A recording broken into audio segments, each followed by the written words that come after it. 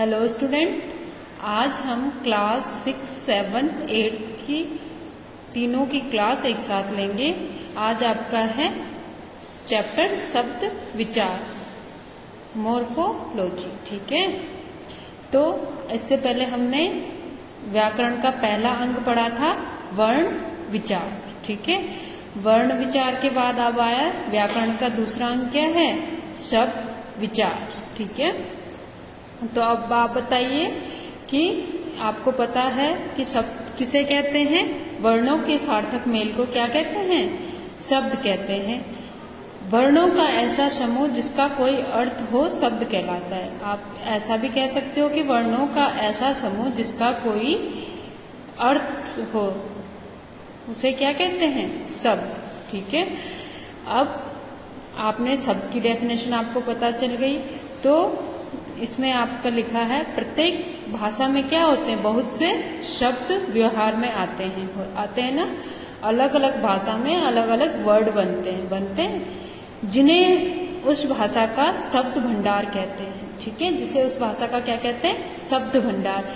हिंदी के शब्द भंडार में अधिकतर शब्द संस्कृत से आए हैं। ठीक है, हिंदी का जो शब्द भंडार है, शब्दकोश है, डिक्शनरी है, उसमें क्या है, सारे ज्यादातर शब्द किससे लिए गए हैं, संस्कृत भाषा से। कुछ शब्द विदेशी भाषाओं से भी आए हैं। ज्यादातर शब्द तो संस्कृत भाषा से हैं, पर कुछ क्या हैं, विदेशी भाषाओं से भी आए हुए हैं। ठीक है, शब्द और पद। अब आपको पता है शब्द और पद क्या होते हैं। शब्द आपको पता है वर्णों का सार्थक मेल शब्द कहलाता है। सार्थक मतलब जिसका सही सही अर्थ हो। ठीक है, और पद किसे कहेंगे, हम जब शब्द को वाक्य में प्रयोग करते हैं। ठीक है, हम जब शब्द को वाक्य में प्रयोग करते हैं तो उस रूप में थोड़ा परिवर्तन आ जाता है।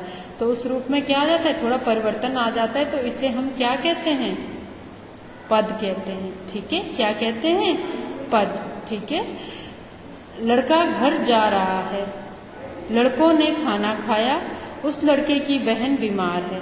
तो इसमें आपको पता है ना, लड़का संज्ञा, तो इसमें कितने रूप बदल गए, लड़का एक वचन, लड़कों बहुत सारे, और लड़के। ठीक है, तो इसमें अलग अलग वाक्य में प्रयोग करके इसका क्या रूप बदल गया ना थोड़ा लड़के का।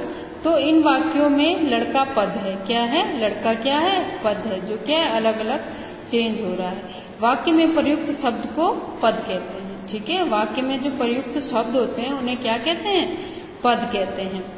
वाक्यों में प्रयुक्त शब्दों को पद कहते हैं। शब्दों के भेद। अब आपका आया कि शब्द कितने प्रकार के होते हैं। शब्दों का वर्गीकरण निम्नलिखित 4 आधारों पर किया गया है। ठीक है, आपको पता है कि 4 आधारों पर वर्गों को वर्गीकृत किया है। उत्पत्ति या स्रोत के आधार पर, रचना के आधार पर, अर्थ के आधार पर और प्रयोग के आधार पर। ठीक है, तो उत्पत्ति के आधार पर मतलब स्रोत के आधार पर शब्दों के 4 भागों में विभाजित किया गया है। तत्सम शब्द, तद्भव शब्द, देशज शब्द और विदेशी शब्द। उत्पत्ति कहाँ से इसका जन्म हुआ, उत्पत्ति कहाँ से हुई है, इसके आधार पर कितने भागों में बांटे गए, 4, तत्सम, तद्भव, देशज और विदेशज। ठीक है, विदेशी। ठीक है, तत्सम शब्द किसे कहते हैं, ये हमने पिछली कक्षाओं में भी पढ़ा है कि तत्सम शब्द किसे कहते हैं, संस्कृत से हिंदी में आए वे शब्द अपने मूल रूप में ही प्रयुक्त होते हैं। जैसे संस्कृत से हम कोई शब्द लेंगे, जैसे हमने अग्नि, अग्नि हम हिंदी में भी अग्नि लिख सकते हैं। ठीक है ना, और ये कहाँ से आया, संस्कृत से आया, तो ज्यों का त्यों हमने हिंदी में भी लिखा। ठीक है, और दीपक, ठीक है, अक्षर, ये सारे क्या हैं, तत्सम शब्द हैं। तो इन्हें क्या कहेंगे हम, तत्सम शब्द कहेंगे, जो संस्कृत में भी वैसे ही लिखे जाते हैं और हिंदी में भी सेम टू सेम उतार लिए जाते हैं। ठीक है, अब नेक्स्ट दूसरा है तद्भव शब्द। संस्कृत में हिंदी में आए वे शब्द जो बदले हुए रूप में प्रयुक्त होते हैं। ठीक है, और जो हम संस्कृत में तो हैं और हिंदी में हम क्या उसको बदल के लिखते हैं। जैसे अग्नि है तो अग्नि को हम हिंदी में आग लिखते हैं, आग लिखते हैं ना, तो ये तद्भव शब्द हो गया, क्योंकि चेंज कर दिया हमने, संस्कृत को हमने हिंदी में चेंज कर दिया। ठीक है, बदल के रूप लिखाना आग का, और तत्सम शब्दों में हम ज्यों का त्यों उसको हिंदी में लिखते हैं। ठीक है, तो इसे क्या कहते हैं? तद्भव शब्द कहते हैं। जैसे अंधेरा, अचरज, अटारी, अमोल, कान, कपूर, कबूतर, खेत, छाता, दही आदि। ठीक है, तो ये हम चेंज करके लिखते हैं ना हिंदी में, तो इन्हें तद्भव शब्द कहते हैं। यहाँ कुछ तद्भव शब्द और इनके तत्सम रूप दिए जा रहे हैं, तो ये आपने पढ़ना है कि तत्सम क्या होता है और तद्भव क्या होता है। ठीक है, तत्सम अंधेरा, अंधकार। अंधकार हम हिंदी में भी लिखते हैं ना, जो कहते हैं हम हिंदी में भी लिख सकते हैं और संस्कृत में तो लिखते ही। अगम, आगम्य, अगम्य। आग, अग्नि, आंख, अक्षी, उल्लू, उल्लुका, अंगूठा, अंगुष्ठ। ठीक है, तो ये आपके तद्भव और तत्सम शब्द कुछ दिए गए हैं। ठीक है, ये सारे आप पढ़ लेंगे अच्छे से। ठीक है, अब आया देशज शब्द। देशज शब्द किसे कहते हैं? जो शब्द सामान्य बोलचाल से हिंदी में प्रचलित हो गए हैं। सामान्य बोलचाल से कहाँ? हिंदी में। जैसे हमारी लोक भाषा है ना, तो इससे कहाँ हिंदी में जो चले जाते हैं तो उन्हें क्या कहते हैं? देशज शब्द। जैसे घोंसला, आटा, फावड़ा, गोबर, कद्दू, सड़क, टराना, बरगद, झपटना, सरकना, डिबिया, खिड़की आदि। ठीक है ना, तो ये क्या है? देशज शब्द हैं और इनको ज्यों का त्यों हम क्या हिंदी में भी लिखते हैं, थोड़ा चेंज ऐसे ही हम इसको क्या प्रचलित हो जाते हैं हिंदी भाषा में भी, कहीं पे भी इसको प्रयोग कर सकते हैं। ठीक है, तो ये क्या बन गया? देशज शब्द। ठीक है, अब विदेशी शब्द आया। विदेशी मतलब आप समझ रहे हो ना, विदेश मतलब बाहर से आए गए, आगत। ठीक है, बाहर से आए हुए शब्द। जो शब्द विदेशी भाषाओं से आकर, ठीक है, बाहर से, बाहरी भाषा, विदेशी भाषाओं से हिंदी भाषा में लिए गए हैं, उन्हें क्या कहते हैं? विदेशी शब्द। जो शब्द विदेशी भाषाओं में आकर हिंदी में घुल मिल गए हैं, उन्हें क्या कहते हैं? विदेशी शब्द। हिंदी में से ऐसे शब्दों की संख्या काफी बड़ी है। ठीक है, हिंदी में ऐसे शब्दों की संख्या क्या है? काफी बड़ी। ये शब्द कई भाषाओं से आए हैं। ठीक है, ये शब्द कई भाषाओं से आए हैं। जैसे अरबी से कोई शब्द लिए, फारसी से। ठीक है, तो ये सब क्या हैं? विदेशी शब्द। जैसे अंग्रेजी शब्द, अरबी फारसी शब्द, पुर्तगाली शब्द, तुर्की शब्द। ठीक है ना, ये सब क्या है? हिंदी भाषा में हमने ले रखा है। हिंदी भाषा में सबसे अधिक विदेशी शब्द अंग्रेजी से आए हैं। ठीक है, सबसे ज्यादा अंग्रेजी से विदेशी शब्द हम लेते हैं हिंदी भाषा में। जैसे इंजन, कंपनी, डॉक्टर, नर्स, जज, पुलिस, कोर्ट ले बोलते हैं ना, इंजन। ठीक है, कंपनी, ये सारे क्या है? इंग्लिश के वर्ड हैं, पर हम हिंदी में इनको हिंदी में ही लिखते हैं। ठीक है ना, इंग्लिश का उच्चारण करके हम इसको हिंदी में लिखते हैं, ना कि इसका अर्थ लिखते हैं। Company, doctor. ठीक है ना, डॉक्टर का हिंदी अर्थ क्या होता है? चिकित्सक होता है ना। ठीक है, तो मशीन, स्कूल विद्यालय। ठीक है ना, तो ये ऐसे नहीं लिखते हम। क्या लिखते हैं हम? सेम टू सेम वैसे ही अंग्रेजी वाले शब्द हिंदी में लिख लेते हैं। ठीक है, और अरबी फारसी वाले भी कुछ, अरबी भाषा वाले भी कुछ शब्द हैं, अरबी और फारसी। अखबार, अशर, आजाद, आदत, आदमी। ठीक है, ये सब क्या है? अरबी फारसी वाले हैं।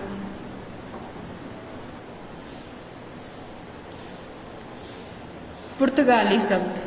ठीक है, पुर्तगाल से अलमारी, आलू, इस्पात, कनस्तर, ये सब पुर्तगाली शब्द हैं, जो ज्यों कहती हूँ हम हिंदी में लिखते हैं। तुर्की शब्द, आका, उर्दू, कालीन, कुर्ता। ठीक है, ये सब कहाँ से आए हैं? तुर्की शब्द हैं। ठीक है, अब उत्पत्ति के आधार पे आपको पता चल गया 4 प्रकार के होते हैं। कौन कौन से? तत्सम, तद्भव, देशज और विदेशी शब्द। 4 प्रकार के हो गए। अब आया रचना के आधार पर। किसका? शब्दों के प्रकार, भेद। ठीक है ना, रचना के आधार पर शब्दों के 3 भेद होते हैं, रूढ़ शब्द, यौगिक शब्द और योग रूढ़ शब्द। 3 प्रकार के शब्द होते हैं रचना के आधार पर। ठीक है बच्चों, तो रूढ़ शब्द किसे कहते हैं? अब जिन शब्दों के सार्थक खंड नहीं किए जा सकते उन्हें रूढ़ शब्द कहते हैं। ठीक है, सार्थक खंड मतलब अलग अलग, उनको कोई अर्थ ही नहीं है। ठीक है, अगर आप उसके टुकड़े कर दोगे तो उनका कोई अर्थ नहीं बनेगा, तो वो रूढ़ शब्द कहते हैं। ठीक है उन्हें, जैसे पानी, कुत्ता। पा और नी अलग अलग कर दोगे तो पा का कोई अर्थ हुआ, नी का कोई अर्थ हुआ, नहीं हुआ ना।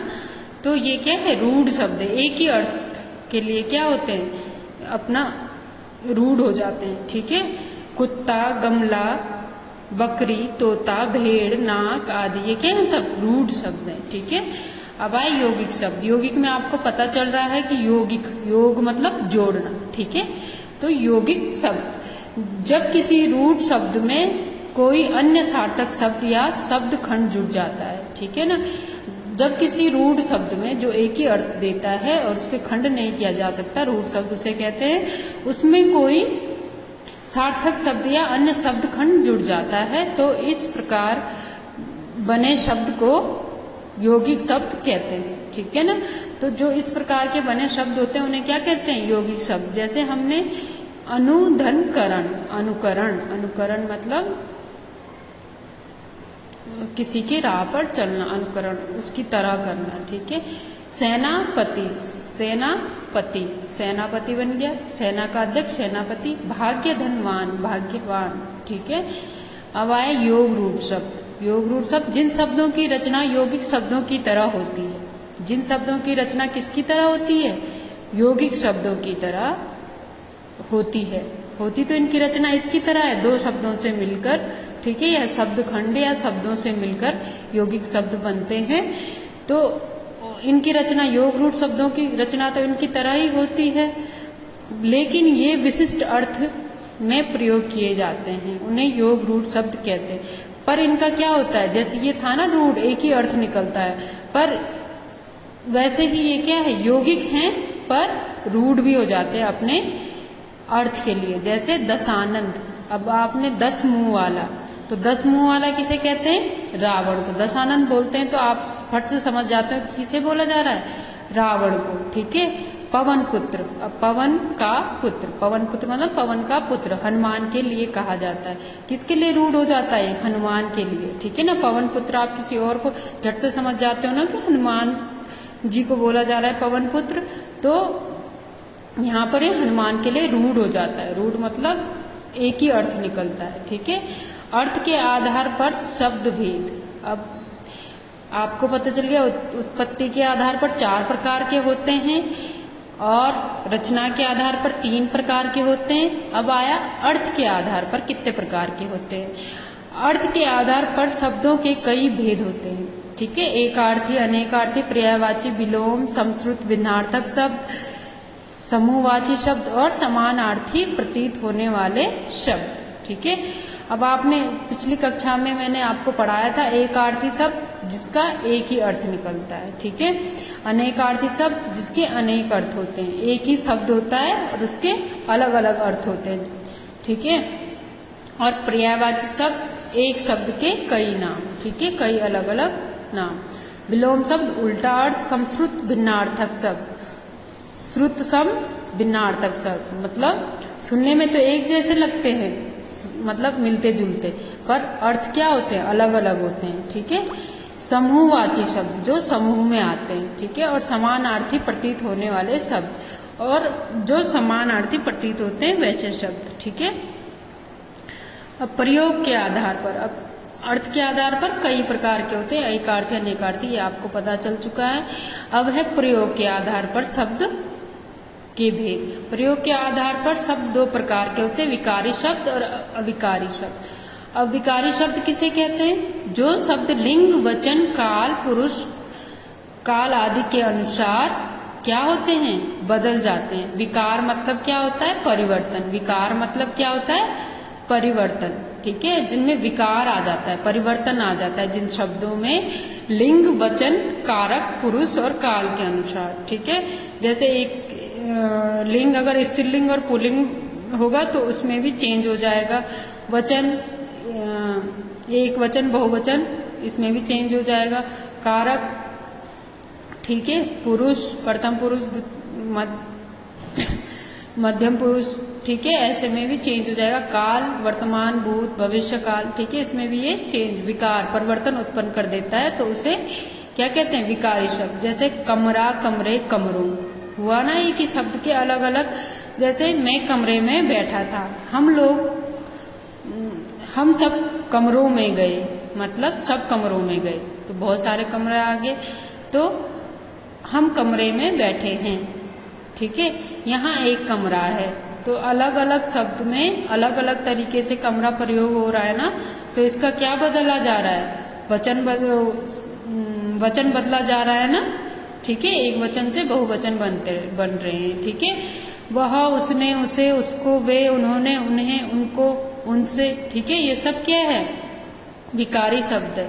ठीक है, इसमें कौन कौन से होते हैं विकार में, संज्ञा, सर्वनाम, विशेषण और क्रिया विकारी शब्द होते हैं। जैसे संज्ञा होगा कोई, संज्ञा मतलब नाम, किसी के नाम को संज्ञा कहते हैं ना, और किसी के नाम के स्थान पर प्रयुक्त होने वाले शब्द को सर्वनाम कहते हैं। विशेषण जो किसी की विशेषता बताते हैं, और क्रिया जो कार्य का होना बताता है वो क्रिया कहलाता है। ठीक है, इन सब में क्या, ये सब क्या होते हैं, विकारी शब्द होते हैं। इनमें क्या होता है, परिवर्तन होता रहता है, जैसे जैसे सब वाक्य में प्रयोग होता है वैसे वैसे इनमें क्या होता है, परिवर्तन होता है, तो इन्हें विकारी शब्द कहते हैं।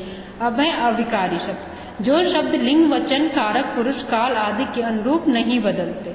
ठीक है, इनका रूप नहीं बदलता, चाहे आप किसी भी लिंग में इसे डालो, चाहे आप किसी भी वचन में इसे डालो, चाहे आप किसी भी कारक, पुरुष, काल, किसी में भी इसका प्रयोग करोगे, इसका कोई भी चेंज इस शब्द में नहीं आएगा, उसे अविकारी शब्द कहते हैं। जैसे कब, कहाँ, अब, शीघ्र, पर, और, नहीं, लेकिन, वाह, अरे आदि। ठीक है, तुम कहाँ जा रहे हो,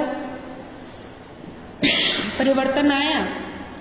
राम कहाँ जा रहा है, परिवर्तन आया, नहीं आया, क्योंकि हमने अभी तुम बोला फिर राम बोला, तो परिवर्तन आया, कुछ नहीं आया। हम कल कहाँ जाएंगे, तो परिवर्तन आया, नहीं, कहाँ तो सेम का सेम ही लिखा जा रहा है ना। ठीक है, तो ये क्या होता है, अविकारी शब्द होता है। ठीक है, क्रिया विशेषण अविकारी शब्द कहते हैं। ठीक है, इसमें कौन कौन से आते हैं, क्रिया विशेषण, जैसे क्रिया की विशेषता जो बताता है। ठीक है, कि तुम बहुत धीमे चल रहे हो, ठीक है, धीरे चल रहे हो, तो धीरे क्या हो गया, क्रिया की विशेषता बता रहा है ना, तो ये क्या हो गया, क्रिया विशेषण हो गया। ये कभी चेंज नहीं होता किसी भी शब्द में। संबंध बोधक, का, के, की, को, पर, ठीक है, ये सब संबंध बोधक है ना, तो ये भी चेंज नहीं होता। समुच्चय बोधक नहीं होता है, और, लेकिन, ठीक है, ये भी नहीं होता चेंज। और विस्मय बोधक, अरे वाह, ठीक है, ये भी कभी किसी भी उसमें चेंज, लिंग, वचन, काल के अनुसार चेंज, परिवर्तन नहीं होते हैं, परिवर्तित नहीं होते हैं। ठीक है ना। अविकारी शब्दों को अव्यय भी कहते हैं। क्या कहते हैं इनको, अव्यय। ठीक है, अव्यय भी कहते हैं, क्योंकि वाक्य में प्रयोग होने पर इन्हें कोई घट बढ़ नहीं होती। ठीक है, वाक्य में प्रयोग होने पर इनसे क्या नहीं होता, कोई भी घट बढ़, मतलब वाक्य घटता या बढ़ता नहीं है। ये प्रत्येक दशा में ज्यों के त्यों बने रहते हैं। ठीक है, ये किसी भी उसमें होंगे, वाक्य में होंगे, तो ये ज्यों के त्यों बने रहेंगे, कोई भी घटना बढ़ना इसमें नहीं होगा, तभी इन्हें क्या कहते हैं, अव्यय भी कहते हैं। ठीक है, तो ये चैप्टर आप 6, 7, 8 का तीनों का सेम है, इसीलिए मैं एक ही वीडियो बना रही हूँ, और इसके क्वेश्चन आंसर मैंने आपको व्हाट्सएप पर सेंड कर चुकी हूँ, सबके अलग अलग ग्रुप में। तो आप इसके क्वेश्चन आंसर मुझे नीट एंड क्लीन हैंडराइटिंग में सेंड करेंगे व्हाट्सएप पर, क्योंकि आप लोगों का कोई भी रिस्पॉन्स नहीं आ रहा है कि मैम यहाँ पर समझ आया, यहाँ पर नहीं आया, कितना काम करना है। अब आपके क्वार्टरली होने वाले हैं, तो इसके लिए आप प्रिपरेशन जरूर कर लें। ठीक है, थैंक यू।